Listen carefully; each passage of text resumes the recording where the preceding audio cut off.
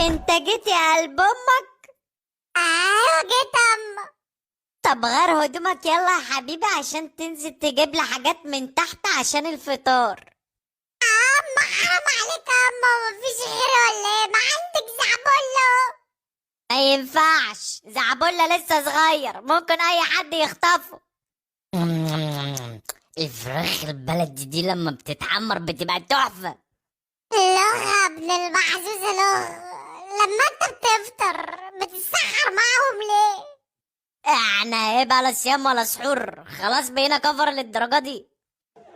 ده حرام عليك، ادري بيجري، يلا امشي من قدام يلا. يا عم انا كده كده ماشي، راح اشرب عصير عشان اهضم. الواحد مرجعش صغير تاني. ادفع على الافطار، اضرب. العصير بسرعة عم حموكش. اللهم لك صمت وعلى رزقك افطرت. وحياة امك. يا رب واحدة حلوة زي هيفاء وهبي ولا نانسي عجرم او حتى نيكول صابة، انا راضي. اي واحدة غير الولي ام بوس فجر دي. بتقول ايه يا حاج سامعاك؟ لا ده بيدعيلك اما.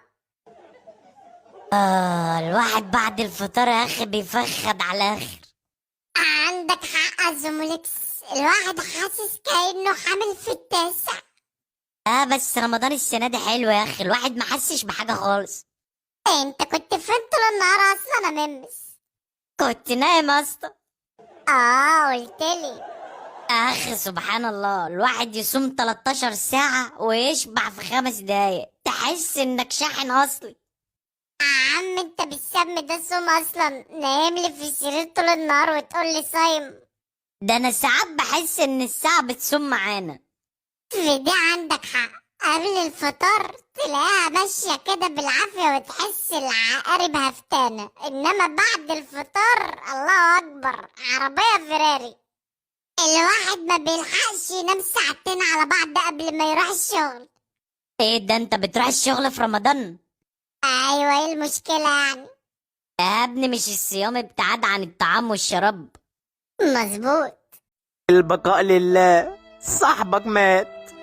عين عليك ابو الحماكيش. طب انا اعرف مراته ازاي دلوقتي؟ دي ممكن تروح فيها. الحقي، مش حموكش اتجوز عليكي.